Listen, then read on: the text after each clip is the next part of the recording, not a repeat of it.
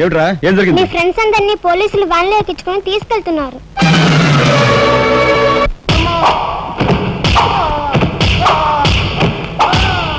కార్మిక నాయకుడిని చంపింది మీరే నన్ను ఒప్పుకుంటారా లేదా?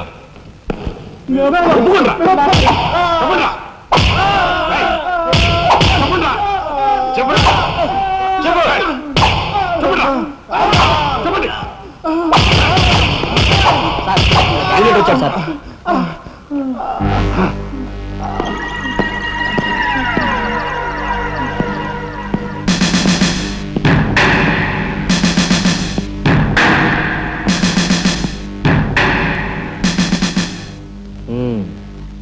నువ్వేనా తొట్టి గ్యాంగ్కి లీడర్వి? తొట్టి గ్యాంగ్ కాదు, అనుకుంటే ప్రాణాలు తోడే గ్యాంగ్. ప్రాణాలు తోడే గ్యాంగ్. అందుకే ఆ కార్మిక నాయకుడు ప్రాణాలు తోడేశారు, అవునా? ఏమిటి? మర్యాదగా నేరం ఒప్పుకో, లేకపోతే మేమేం చేస్తాం మాకే తెలియదు. మీకే తెలీదా? పాపం ఆయనకే తెలియదంట. ఏమిట్రా వెటకారం? ఉండేలా ఉంది. మర్యాద రాగి అని నోరు పారేసుకున్నావో చెయ్యి చూడు ఎంత రఫ్ గా ఉంది. రఫ్ పాడించేస్తాను. You rascal! You bloody! You bloody! You shut up!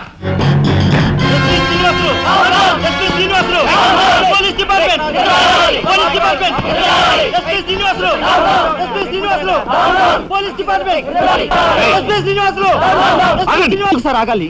కార్మిక నాయకుడిని చంపింది ఏకాంబరమేనని నేను జర్నలిస్ట్ గా పేపర్ లో రాశాను కూడా. ఆ విషయం ఊరందరికీ తెలుసు. అయినా మీరు ఎందుకు యాక్షన్ తీసుకోండి?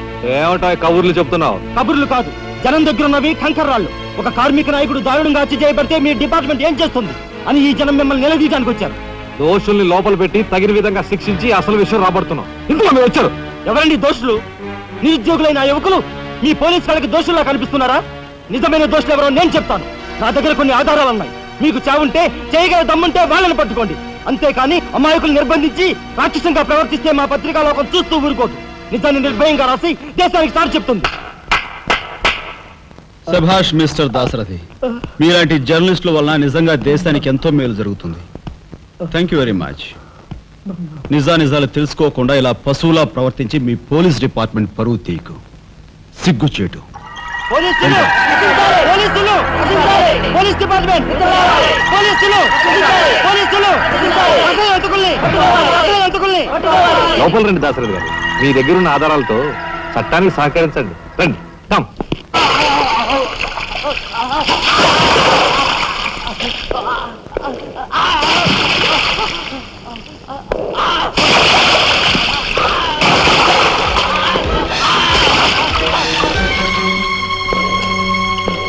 ఏమయ్యా జర్నలిస్టు, నాలాంటి వాడితోనూ ఎస్పీతోనూ తగువ పెట్టుకుని ఎందుకయ్యా చావు కొని తెచ్చుకున్నావు? మనిషిని చంపటం ఆటవికం. You are right. అందుకేనయ్యా నువ్వు అంటే నాకు చాలా ఇష్టం.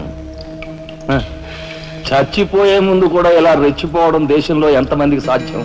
తమ్ముడు, వీడు దేశానికి పనికొచ్చే జర్నలిస్టులా ఉన్నాడు. వదిలిపెట్టేద్దామా? ఊరుకోనయ్యా. మనల్ని ఎండగట్టి వాడి పేపర్ సర్క్యులేషన్ 3,000 నుంచి 30,000 పెంచుకున్నాడు. చాలా. తమ్ముడు చెప్పింది నిజమే. మమ్మల్ని బజారుకి ఇచ్చి నీ పేరు ప్రతిష్టలు పెంచుకున్నావు. మరి మా పరువు ప్రతిష్టలు కూడా మేము కాపాడుకోవాలి కదా. అయినా మనిషిని చంపేయడం అంటే సరే కానీ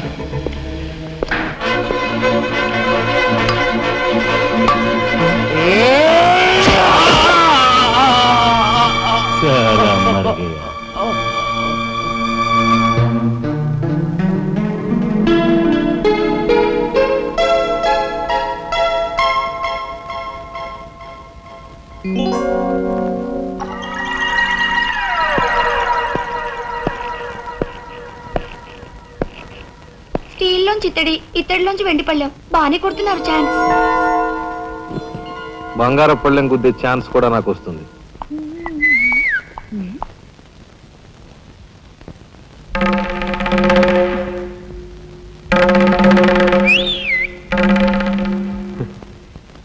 ఏమిటా చూపు? నేను మావాడు ఒకేలా ఉన్నావునా? అదంతేలే. అవును, నీకు మావాడంటే చెయ్యిలా చూపించి నాలుగు మడత పెట్టి చెయ్యి చూసావా ఎంత రఫ్ గా ఉందో? రఫ్ ఆడించేస్తాను, జాగ్రత్త. నువ్వు అంటుంటే నాకు ఉంటుంది. మరి అయితే ఇంకా ఆలస్యం ఎందుకు? నువ్వు కూడా రఫాడించే